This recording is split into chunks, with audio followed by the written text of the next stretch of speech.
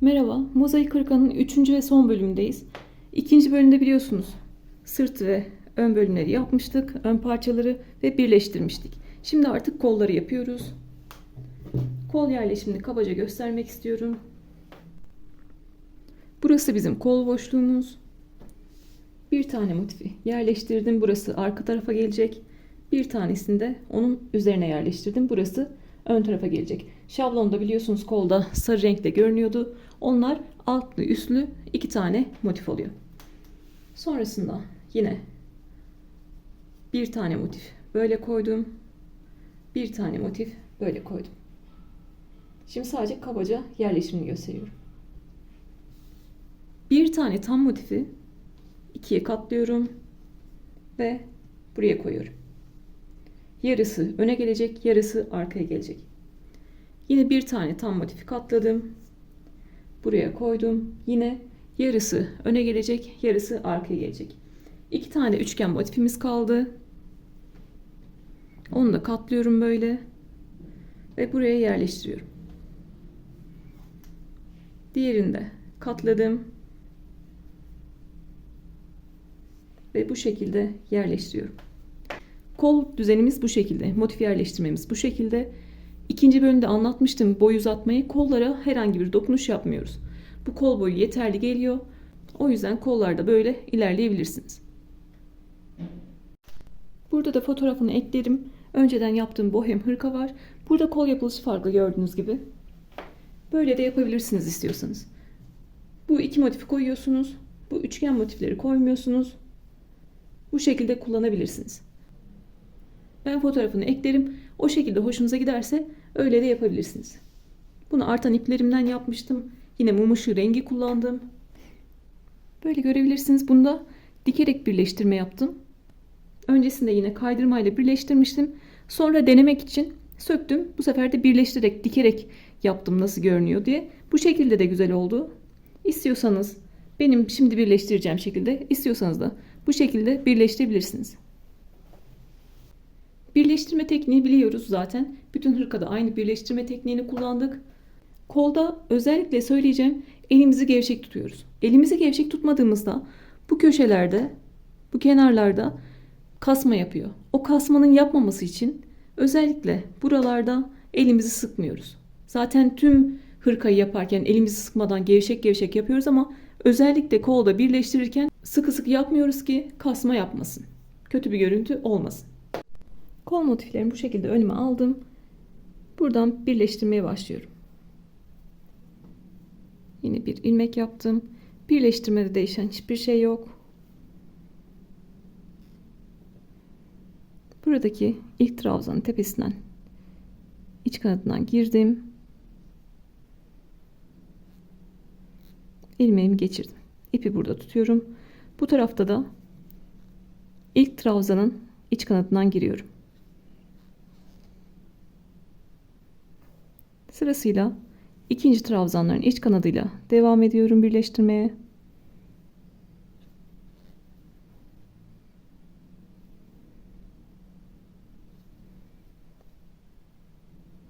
Bu iki parçayı sıra sonuna kadar birleştiriyorum.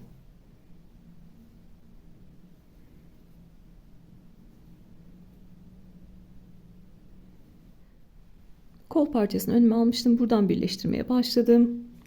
Burası bir bütün kol parçası. Kolu önce bir bütün olarak birleştireceğiz. Sonrasında sırta birleştireceğiz. O şekilde daha düzgün oluyor. O yüzden sonrasında birleştireceğiz. Buradan başlıyorum. Önce bu iki parçayı birleştiriyorum birbirine, iki motifi. Sonra bu iki motifi birleştiriyorum. Sonrasında arkaya döneceğiz. Arkadan aşağıya doğru buraya birleştireceğiz. Yani buradan başladım. Buradan devam ediyorum. Sıra sonunda artık arka tarafa geçeceğiz. İp koparmadan arkadan birleştirmeye devam edeceğiz. Şimdi aynı birleştirme tekniğiyle önce bu iki parçayı birleştirelim, motifi birleştirelim. Sonra bu iki motifi birleştirelim. Sıra sonunda nasıl dönüyoruz onu size göstermek istiyorum.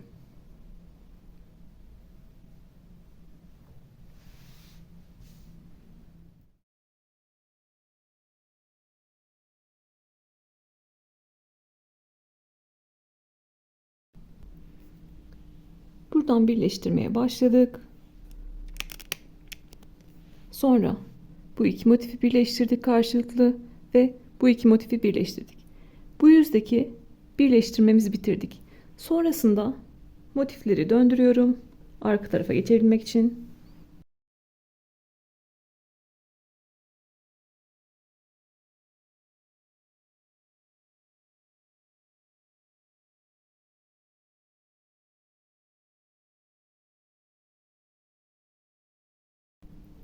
En son birleştirmemiz aşağı tarafta kalmış oldu.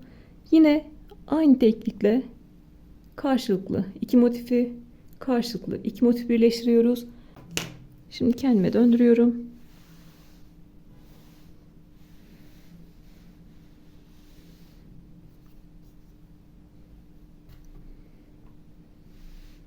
Ve birleştirmeye devam ediyorum.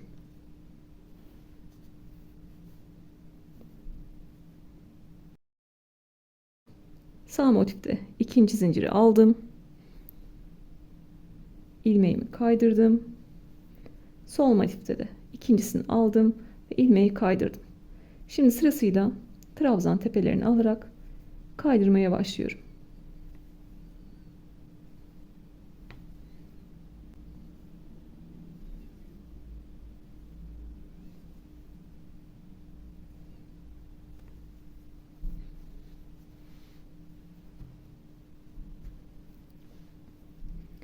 Bu iki motifi ve bu iki motifi bitirelim. Sonrasında burayı beraber örelim. Bu yüzde dönmüştük. Buradan başladık. Bu şekilde karşılıklı iki motifi birbirine ekledik. Artık kol ağzı kısmındayız.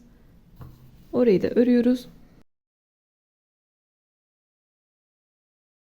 Burada en son karşılıklı zincirleri aldık iki motifte. Artık buradaki ikinci zincirlerden birleştirmeye başlamam lazım aşağıya kadar. Ama görüyorsunuz burada birleştirme yeri denk geldi. Ben burada ikinci zincirlerden devam ettiğimde ortada bir boşluk oluşacak. Öncelikle size onu göstermek istiyorum. Bu tarafta ikinci zinciri aldım. Bu tarafta ikinci zinciri aldım ve kaydırdım. Gördüğünüz gibi birleştirmede arada bir boşluk olmuş oldu. Bu boşluğun oluşmaması için buradaki motifin tam köşe noktasından buraya giriyorum. Burada motifin üçgen köşesi var. Tam ortadaki yerden giriyorum. Ve buraya ipimi kaydırıyorum. Sonrasında ikinci zincirlerden birleştirmeye başlıyorum. Gördüğünüz gibi herhangi bir boşluk olmamış oluyor. Sonrasında trabzan tepeleriyle karşılıklı devam ediyorum.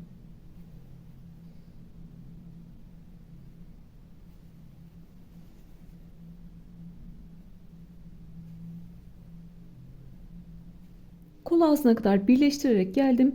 Burada yine ipimi koparmıyorum. Zinciri kaydırmayla geçip buradan birleştirmeye başlıyorum. Buradan birleştiriyorum. Karşılıklı geliyorum. Kolu tekrar döndürüp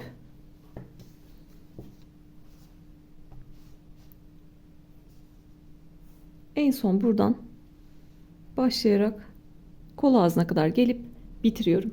Yani ip kesmeden kolu birleştirmiş oluyoruz. En son buraya kadar geldik. Artık yine kol ağzından yukarı doğru birleştirmeye başlıyoruz. Hiç ip kesmedik. En başta başlarken buradan başlamıştık. Yine ip koparmadan devam ediyoruz.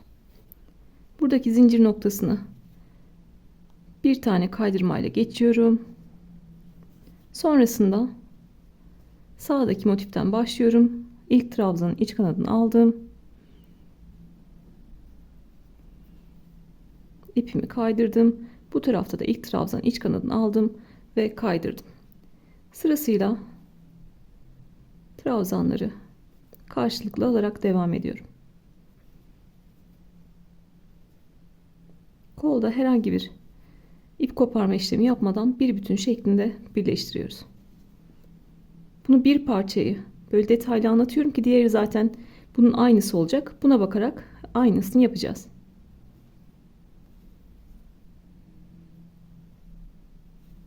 Karşılıklı bu iki kenarı birleştirelim. Sonrasında devam edelim. Buraya kadar birleştirdik. Şimdi bu iki kenarı birleştiriyoruz. Aslında en baştaki birleştirme yerimiz gibi yapıyoruz. Buradan başladık. Böyle buraya kadar örmeye devam ediyoruz. Sonrasında arka bölüme geçeceğiz. Burada ikinci zinciri aldım. Burada da ikinci zinciri aldım. Motifleri birleştiriyorum.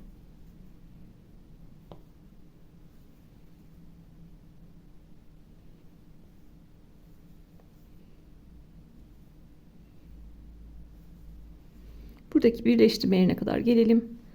Bu birleştirme yerinde bir zincirle geçelim. Birleştirme yerine geldim. Burayı bir zincirle geçiyorum. Sonrasında yine ikinci zincirlerden birleştirmeye başlıyorum.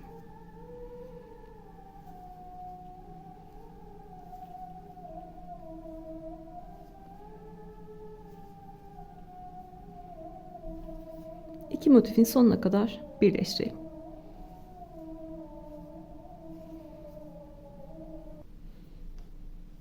Burada da yine böyle başladık. Bu şekilde devam ettik. Yine kol parçamı döndürüyorum. Buradan başlayarak buraya kadar geliyorum. Burada bir zincir çekip buradaki motifleri geçiyorum. Burada da biliyorsunuz buraya kaydırmıştık en son. Arada bir boşluk olmaması için. Sonrasında bu iki motifi birleştirmeye başlıyoruz. Diğer tarafta ne yaptıysak aynısını yapıyoruz. Aynı eteğe kadar gelip artık bu noktada bir zincir çekip ipimizi koparıyoruz. Aynı şeylerle sizi sıkmak istemiyorum. Diğer tarafta göstermiştim başladığımda. Buradan başlayalım. Buraya kadar gelelim. Etekte bir zincir çekip artık bu kolumuzu bitirelim. Aynı parçadan bir tane daha yapacağız. Buna bakarak aynı parçadan bir tane daha yapalım. Artık kolları bedene birleştirip hırkamızı bitirelim. Kolun bitmiş haliyle böyle göstermek istiyorum. Gördüğünüz gibi gayet güzel oldu. Dediğim gibi elimizi gevşek tuttuğumuzda buralarda herhangi bir kasma olmamış oluyor.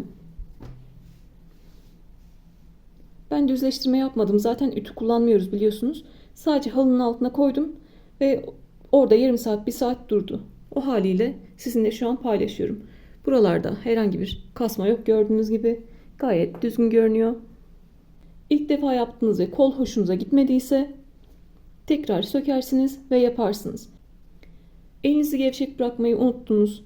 O anda aldınız, buralarda kasma oldu. Zaten örmesi kolay. Gördüğünüz zaten çok az bir parça var. Sökersiniz, tekrar yaparsınız. İçinize sinmeyecek şekilde bedene birleştirme yapmayın. Sonrasında o kol bölümünde sökeceksiniz, bedene birleştirdiğiniz bölümde sökeceksiniz. Bu aşamada söküp örmek daha kolay. İçinize sinene kadar devam edin. Zaten yeni başlıyorsanız örüp sökmek size bir tecrübe kazandıracaktır. Elinizin daha böyle hızlandırmasını da sağlayacaktır. O yüzden içinize sinene kadar örün. Sonrasında artık bu hale getirin ve bedene birleştirmeye başlayalım.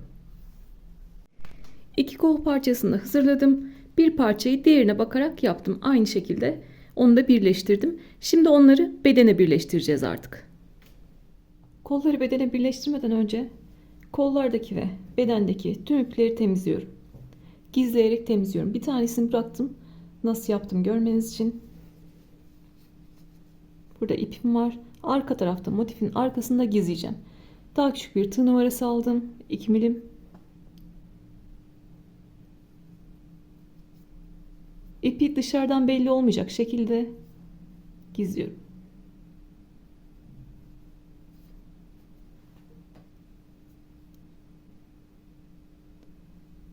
Burada da bir zincir çektim ki giydiğimizde, yıkadığımızda sökülmesin. Sonrasında buradan gizleyeceğim.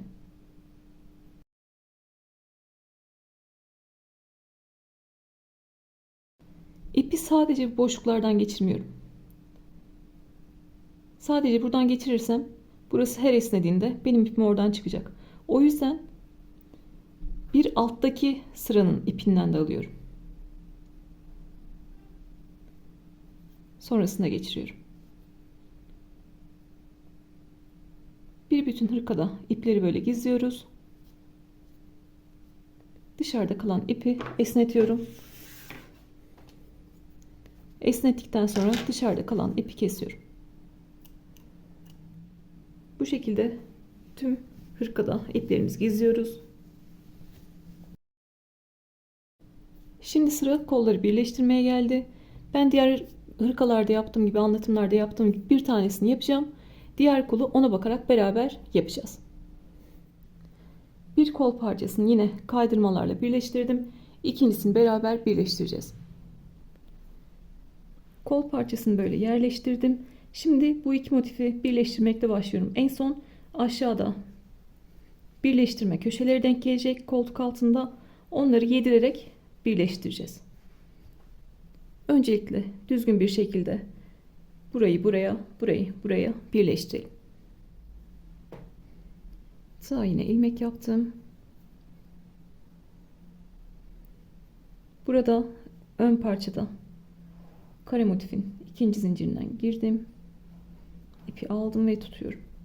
Bu tarafta da kol parçasında üstte duran kare motifin ikinci zincirinden girdim ve kaydırdım. Birinci trabzanlara geldim. İpi arada döndürerek gizliyorum. Sırasıyla trabzan tepelerini alarak devam ediyorum.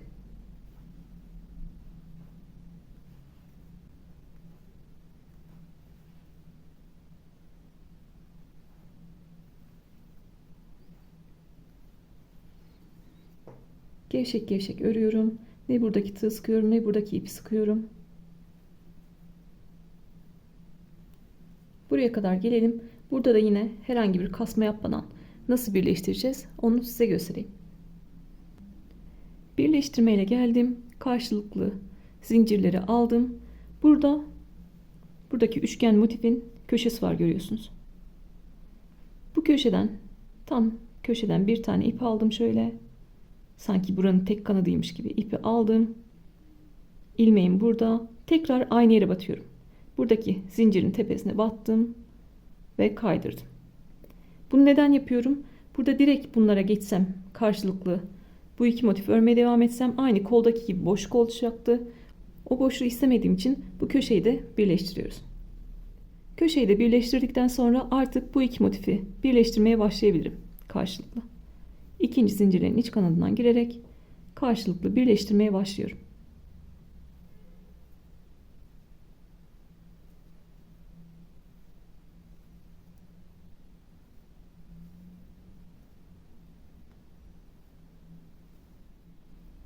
Buradan devam ettim. Kaydırmayla en son zincirlerin tepelerini aldım, iç kanatlarını. Burada da gördüğünüz gibi bir köşe var. Bu köşeyi de birleştirmeyle geçiyorum. Öncelikle şöyle düzeltiyorum. Motifler karşılıklı gelsin. Burada en son zincirin iç kanadına batmıştım. Aynı yere tekrar batıyorum ve buradaki köşeden bir tane ip alıyorum ve birleştiriyorum. Sonrasında ikinci zincirlerle birleştirmeye başlayabilirim.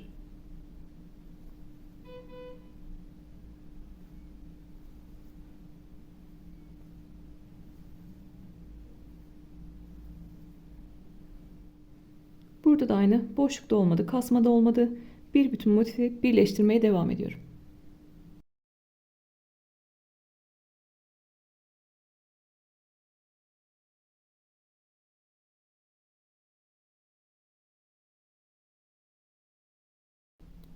Motif sonuna kadar geldim. Karşılıklı zincirleri aldım. Yine burada köşe var, görüyorsunuz. Köşeden bir tane ip aldım. Yine aynı yere geliyorum karşıdan ve kaydırıyorum. Köşeyi de böylece birleştirmiş oldum. Sonrasında karşılıklı zincir ve trabzan tepelerini alarak devam ediyorum.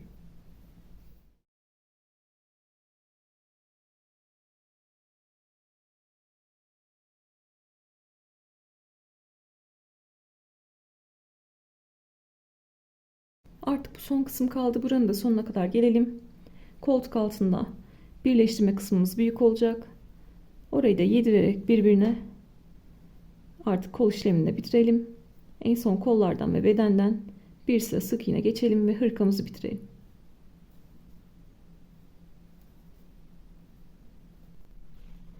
Koltuk altına kadar geldim. Arkadan öne doğru. Burada ben birleştirmemi yaptım. Şimdi sökerek size tekrar göstereceğim. Burada elimizin sıkılığı gevşekliğinden dolayı buradaki boşluk size fazla olabilir. Siz benim battığım yerlerden daha fazlasına batarak o boşluğu kapatabilirsiniz. Bakın bu şekilde göründüğü an bırakırsınız. Söküyorum birleştirdiğim yeri. En son zincirlerin iç kanadında kaldım. Burada iki motifin birleşim yeri var. Kaydırma yeri var. İlmeğimi taktım. En son kaydırma yaptığım yerden bir tane kanadını aldım. Burada da köşede iki zincirimiz var biliyorsunuz. Birini kullandık. Bu ikincisi de zaten diğerine ait. Bu ikincisine geliyoruz. Buradan kanattan bir tane aldım. Buradan diğer zincirin kanadını aldım ve karşılıklı kaydırdım. Burayı böyle birleştirdim. Karşılıklı kapatarak ilerleyeceğiz.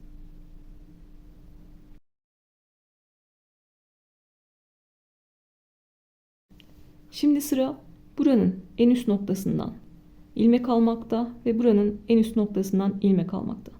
Karşılıklı birbirine birleştiriyoruz. Buradan ilmek aldım. Buradaki ilmeğim geniş mesela. Tek bunu alsam burada boşluk oluşacak. O yüzden buradan iki tane alıyorum. Ve karşılıklı kaydırdım. Buradan gelen birleştirme noktam var. Buradan gelen birleştirme noktam var. Onların da birer kanadını alıyorum. Ve birleştiriyorum.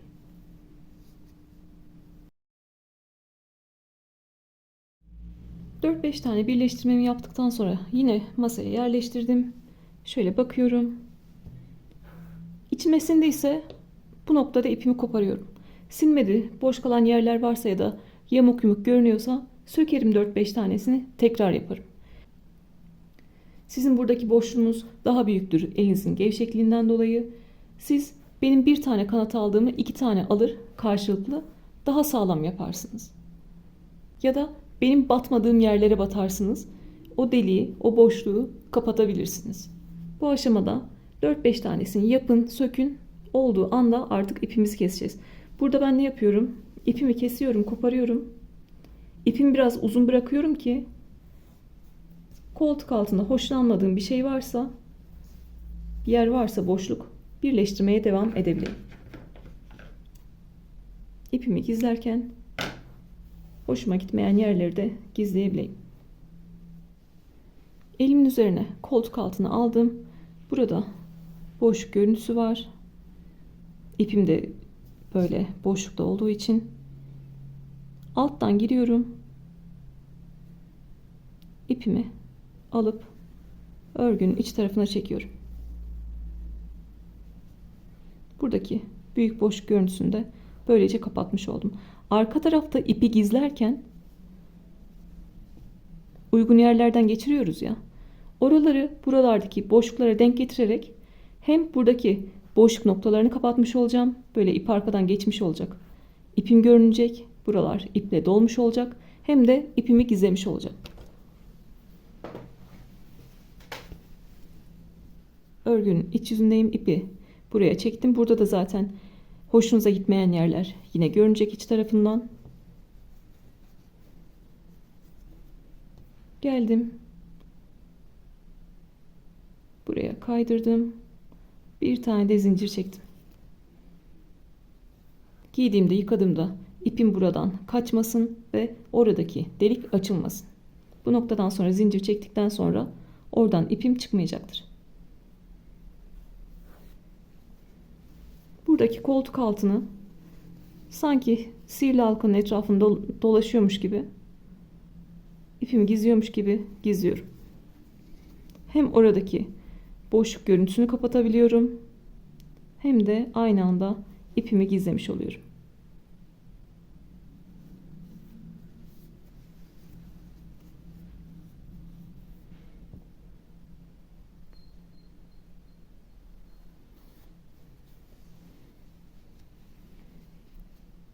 Görüyorsunuzdur. Bu ortada boşluk vardı. Burası zaten bizim bütün motiflerimizin birleşimleri. Tam koltuk altı ne kadar büyük bir boşluk vardı.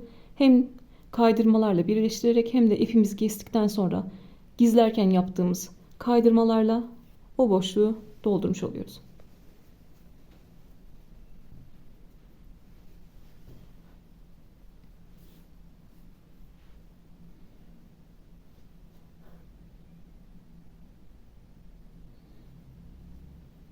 Arada yine bazı yerlerde zincir çekiyorum. İpimin kaçmaması için. Sonra bir dışarıdan bakacağım şöyle. Hırkamı yine serdim yere. Dışarıda yağmur yağdığı için, hava kapandığı için biraz ışıkta değişiklik olmuş olabilir. Bakıyorum. Herhangi bir boş görüntüsü yok. Düzgün bir görünüm var. Arkadaki ipimi artık biraz daha gizleyip trabzanların arasından sonrasında kesebilirim.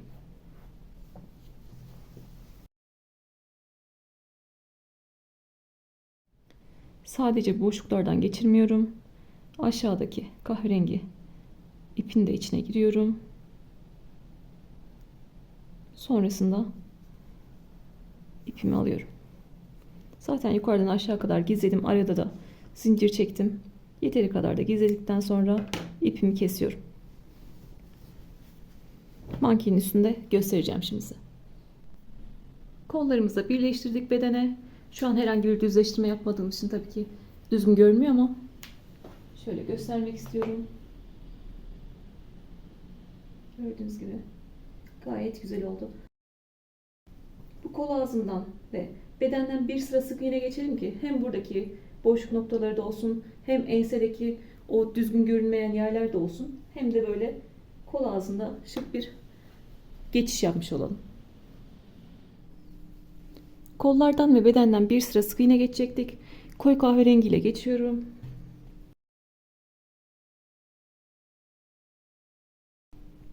Siz istiyorsanız mum ışığıyla da devam edebilirsiniz, yapabilirsiniz. Elinizde o ip fazlaysa. İlmek yaptım. Yine 2,75 milim tığ kullanıyorum. Koltuk altından itibaren geldim. Buradan başlıyorum. Tam üçgenin ortasından başlıyorum. İlmeğimi de yaptım. Buradaki amacım diğer hırkalarda da anlattığım gibi, altıgen hırkada da anlattım, söğüt hırkada da anlattım, çantalarda da anlattım. Buradaki zemini eşitlemek. Benim buradaki amacım sık iğne geçerek buradaki boşlukları da kapatmak, buradaki düzgün olmayan görüntüyü de kapatmak. Tam orta noktasına girdim. İpi böyle alıyorum gizleyebilmek için. Ve bir tane sık iğne yaptım. Koyu renkte görünmeyebilir. Açık renklere geldiğimizde mantığı daha çabuk anlaşılacak. Buradan geldim. Bir tane sık iğne yaptım. Buradan geldim. Bir tane sık iğne yaptım. Burada biliyorsunuz bir tane trabzanımız var en sonda. Ben buraya 2 tane sık iğne ile geçeceğim. Sizin buradaki trabzanınız geniş olmuş olabilir. Eliniz gevşektir, geniş olmuştur. Siz 3 tane sık iğne ile geçersiniz. Burada önemli olan ne böyle kasacak ne de marullanma olacak. Ne fazla batım yapacağız ne de eksik batım yapacağız. Devam ediyorum. Buradaki trabzana geldim. Burayı da 2 tane sık iğne ile geçiyorum.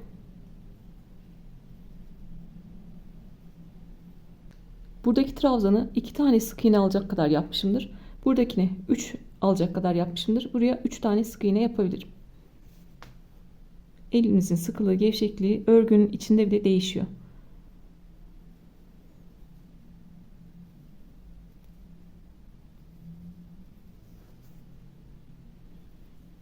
Biraz örerek göstermek istiyorum.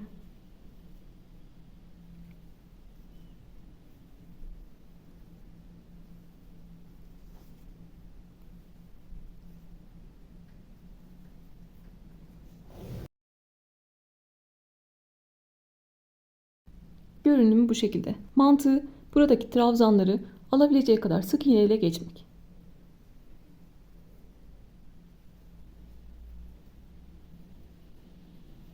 Birleştirme yerine kadar geliyorum.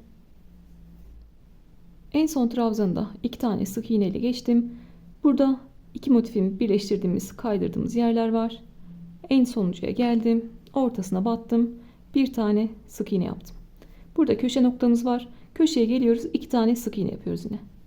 1 2 tane sık iğne yaptım. Sonrasında buradaki birleştirme yerine geldim. En son kaydırmanın içine battım.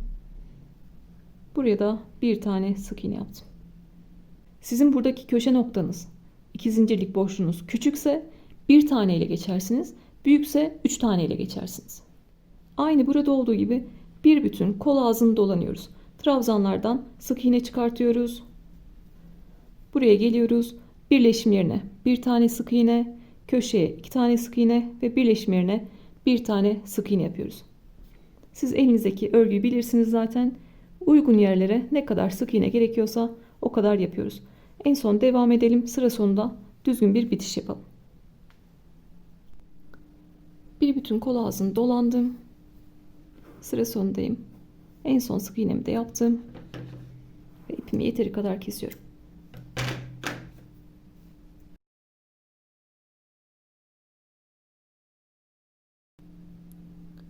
Burada en son düzgün bir bitiş yapıyorum. Diğer bütün motiflerde de, hırkalarda da, çantalarda da aynı bitişi yapıyorum. Burada ilk yaptığım sık iğne var. Onun tepesine giriyorum arkadan.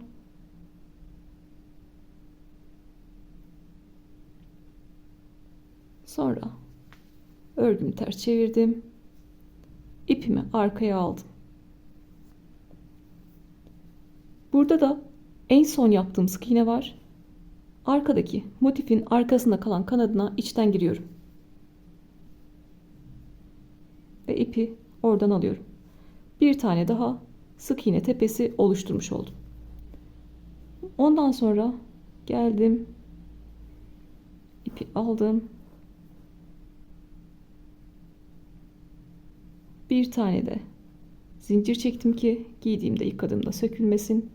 Sonrasında buradan döndürerek ipimi gizliyorum.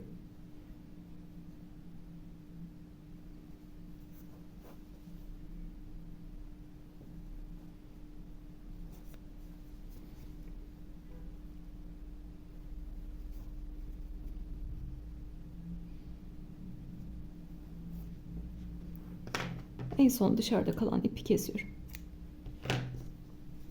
Bu da ilmeğimden kalan ipti.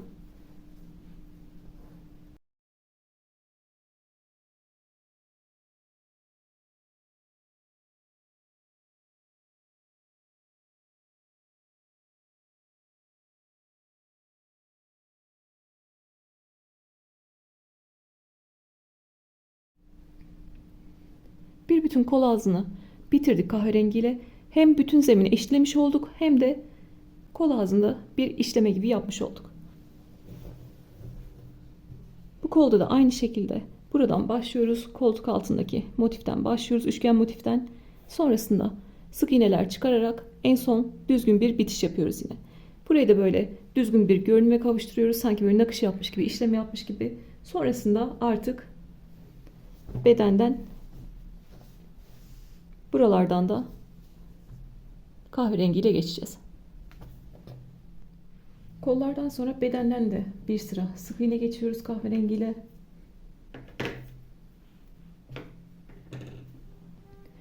Dört yumak mum ışığı rengi kullanmıştım. Dördüncü yumaktan bu kadar arttı.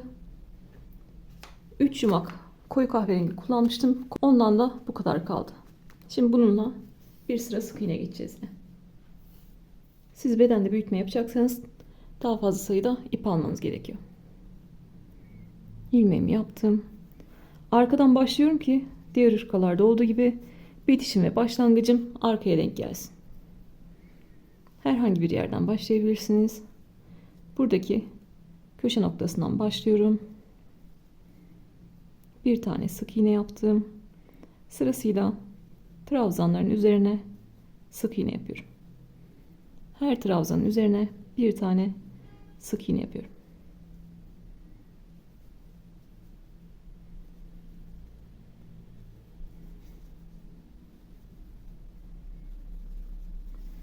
Böyle devam ediyorum. Buraya kadar gelelim. Orta noktaya kadar gelelim. Ve oradan diğer motife geçelim.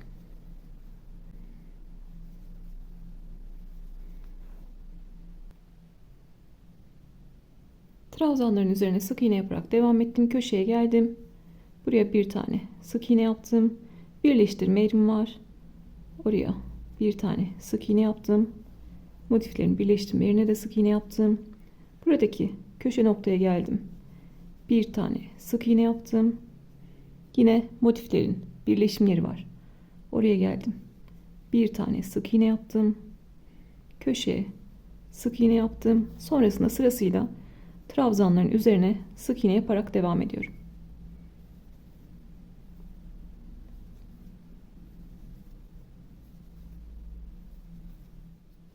Buradan devam edelim. Köşeye 2 tane sık iğne yapalım. Yine trabzan üzerine sık iğne yaparak devam edelim ve artık bu üçgen motife gelelim.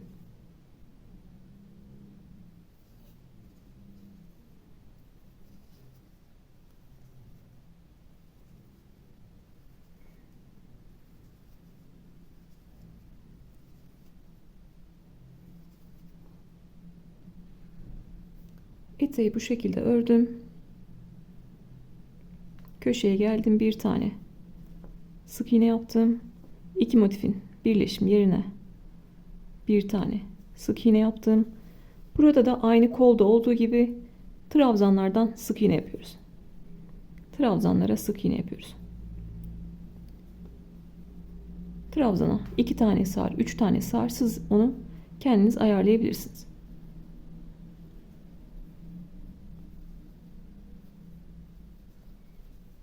Üçgen motifte sık iğnelerle geçiyorum. Bu birleşim yerine kadar geliyorum. Üçgen motifte sık iğnelerle geçtim. En son trabzana da sık iğneyi yaptım. Buradaki birleşim yerini sık iğnelerle geçiyorum. Bir tane sık iğne yaptım. Burada 2 tane sık iğne yapmıştık. Onların tepesine de sık iğne yaptım. Yine birleşim yerine sık iğne yaptım. Burayı 4 tane sık iğne ile geçmiş oldum. Sonrasında yine trabzanlardan sık iğne çıkararak devam ediyorum.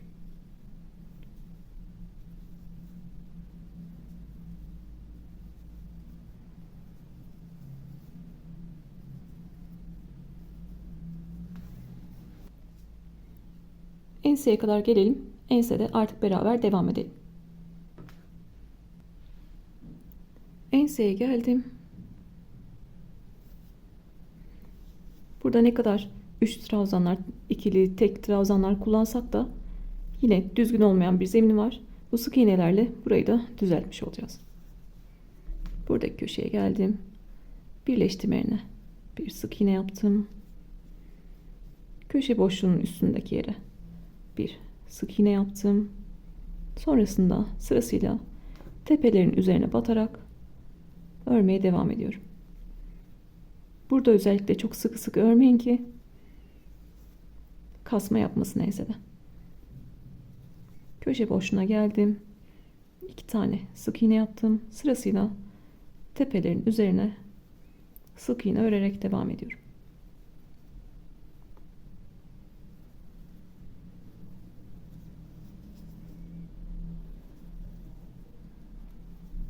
Enseyi de bu şekilde geçmiş olduk.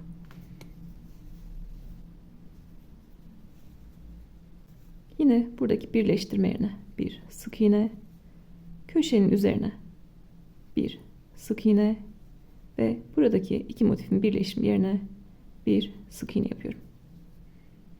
Sonrasında üçgen motife geçtim artık.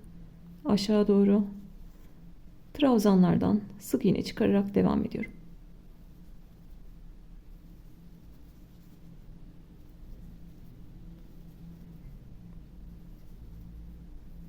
Burası artık tekrardan ibaret. Üçgen motifi geçelim. Burayı da 4 tane sık iğne ile geçmiştik biliyorsunuz. Siz ne kadar uygun görüyorsanız o kadar sık iğne ile geçersiniz. Sonrasında üçgen motifi yapıyoruz. Eteğe geçtik. Etekte de Trabzanlardan sık iğne çıkartıyoruz. Köşeye geldik. 2 tane sık iğne yaptık. Devam ediyoruz. Aynı bu şekilde örerek devam ettik. Birleştirme yerlerinden de sık iğne çıkartıyoruz. En son artık burada sıra sonuna gelelim ve düzgün bir bitiş yapalım yine.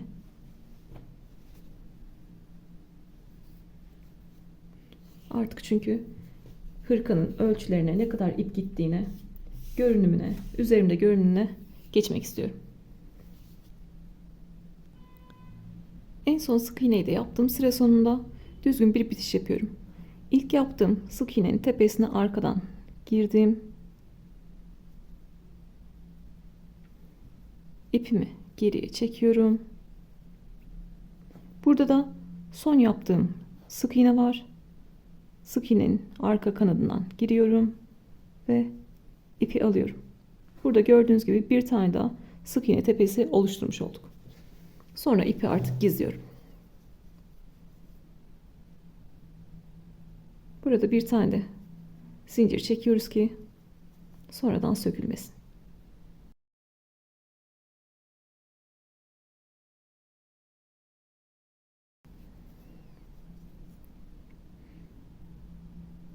İpi gizledikten sonra kesiyorum ve artık hırkanın bitmiş halini sizinle paylaşabilirim.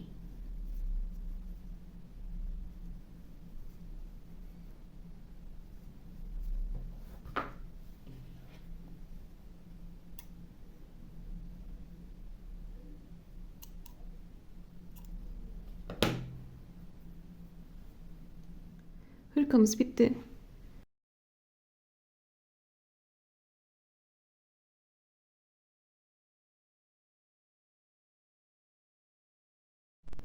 Ölçülerini söylemek istiyorum. Bedenimizin genişliği 50 santim. Boyu 64 santim. Koltuk altından bileğe kadar da 42 santim. Buradan bileğe kadar da 42 santim. 3 yumak koyu kahverengi kullandım. Çok az arttı. 4 yumak mum ışığı rengi kullandım. 4. yumaktan da çok az arttı. Siz bedeninize göre motifleri büyüteceksiniz. Belki boyunu uzatmak istiyorsanız fazladan motif yapacaksınız. Ona göre fazladan yumak almanız gerekiyor. Artık en son benim üstümde de görelim ve videoyu bitirelim. Şu an herhangi bir düzleştirme yapmadığım haliyle bu şekilde ütü değdirmiyoruz. En fazla buhar verebilirsiniz. Halı altına koyabilirsiniz ya da minder altına koyabilirsiniz. Kolları bu şekilde görünüyor. Sırtı da bu şekilde. 36, 38, 40, hatta 42 beden bile giyebilir. Diğer bohem hırkayı da göstermek istiyorum size. Onun kolu farklıydı.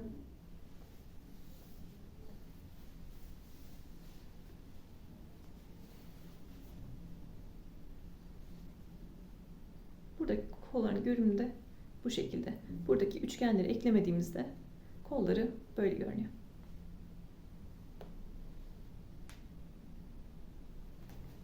Bu daha geniş diğerine göre.